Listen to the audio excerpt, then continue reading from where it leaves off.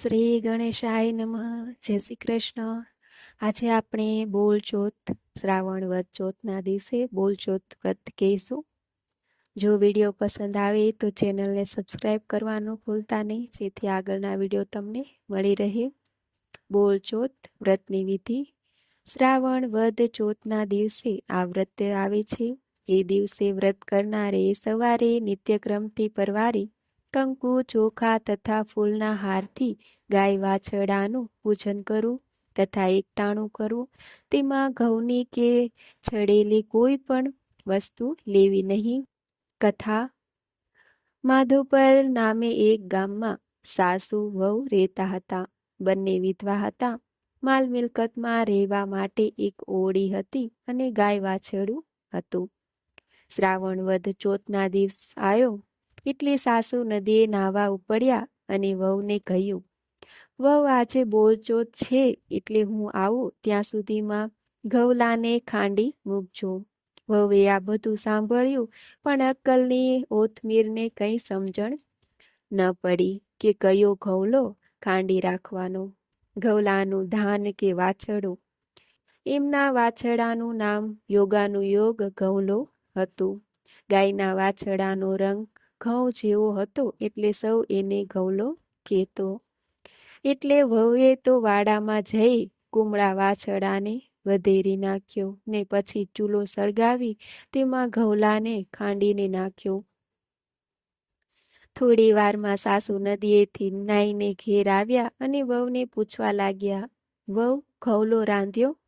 વહુએ કહ્યું, રાંધ્યો તો ખરો, પણ ઘઉલાને ખૂબ તોફાન કર્યો. મહા મુસીબતે એને ખાંડીને ચૂલે ચડાવ્યો. આ સાંભળીને સાસુને હૈયામાં ફાળ પડી. હાય રામ, વહુ, તમે કયા ઘઉલાની વાત કરો છો? વહુએ ચોખવટ કરતા કહ્યું, બીજો કયો ઘઉલો હોય? આપણે ગાયના વાછરડાને જ મેં રાંધ્યો છે. આથી સાસુએ કપાળ પર હાથ પછાડતા કહ્યું, મેં તમને ઘઉલાનું ધાન રાંધવા કહ્યું હતું, તમે વાછરડાને જ વધેરી બેઠા. હાય રામ, હવે શું થશે? આજે ચોથનો દિવસ છે ને ગામની સ્ત્રીઓ આપણને ત્યાં વાછરડાની પૂજા કરવા આવશે.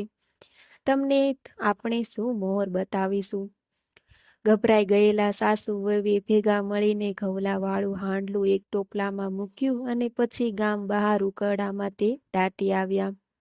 એ વખતે વાછરડામાં ચરવા ગયેલી ગાય પાછી આવી અને ઘઉલાને ના જોતા તે ભાંભરતી ઉકરડે આવી પહોંચી. તેને ઉકરડામાં સંતાડેલા હાંડલામાં શીંગડું માર્યું ને તરત જ વાછરડો સજીવન થઈને કૂદકો મારીને બહાર આવ્યો અને ગાયના આંચળને વળગી પડ્યો. હાંડલાનો કાટલો એની ડોકે લટકતો હતો. સમય થતાં ગામની ગોરાણીઓ ગાય વાછરડાની પૂજા કરવા સાસુ વહુને ત્યાં પહોંચી. હવે એક જ રંગના ગાય વાછરડા આખા ગામમાં કોઈને ત્યાં ન હતા. આથી બધા સાસુ વહુને ઘેર પૂજા કરવા આવ્યા.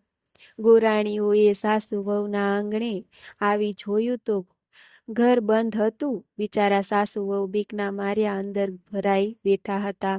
એક ગોરાણી બોલ્યા, બા, ઘર કેમ બંધ રાખ્યું છે? ખોલો, અમે ગાય વાછરડાની પૂજા કરવા આવ્યા છીએ. પરંતુ અંદરથી કોઈ ઉત્તર ન મળ્યો કે ન બારણા ઉઘાડ્યા. આથી સૌને નવાઈ લાગી. એટલામાં ભાંભરતી ગાય વાછરડાને લઈને દોડતી આવી પહોંચી. વાછરડાના ગળામાં હાંડલાનો કાટલો જોઈને બધાને નવાઈ લાગી. તેમાંની એક જણે કહ્યું પણ ખરું, અરે, આજે તો વાછરડાના ગળામાં ફૂલનો હાર હોય કે કાટલો? જુઓ, આ કોણે કર્યું હશે? ઘરમાં ભરાયેલા સાસુ વહુએ આ સાંભળી લાગ્યું કે આ બધીઓ અમને મેણા મારતી હશે. પણ વહુએ બાણાની તિરાડમાંથી જોયું તો ઘઉલો જીવતો હતો અને તેની ડોકે કાટલો લટકતો હતો. સાસુ વહુ તરત બહાર આવ્યા. સાસુએ ખુલ્લા દિલે પોતાની વહુના પાપની વાત કર્યા પછી કહ્યું, બહેનો, સાચે જ આજે તમારા વ્રતના પ્રતાપે મારો ઘઉલો સજીવન થયો છે. અમે તો એમને મારી જ નાખ્યો હતો, પણ તમે તેને જીવનદાન આપ્યું છે. ત્યારબાદ ગોરાણીઓએ ગાય વાછરડાની પૂજા કરી અને વાછરડાના ગળામાંથી કાટલો કાઢી ફૂલનો હાર પહેરાવ્યો તથા ગાય માતાને કહ્યું કે ગાય માતા, સત તમારું વ્રત અમારું. એ દિવસથી સંઘળી સ્ત્રીઓ વર્ષો વર્ષ બોલચોથનું વ્રત કરવાનું નિયમ લીધું. આ દિવસે સ્ત્રીઓ દળવું કે ખાંડવું નહીં. એમ કહેવાય છે કે ગાય માતાના શરીરમાં 30 કરોડ દેવતાનો વાસ છે. માટે જે ભાવિક સ્ત્રીઓ ગાયનું પૂજા કરે છે તેને જમાડે છે. હે ગાય માતા, જે તમને પૂજે તેનું સૌ તમે કલ્યાણ કરજો.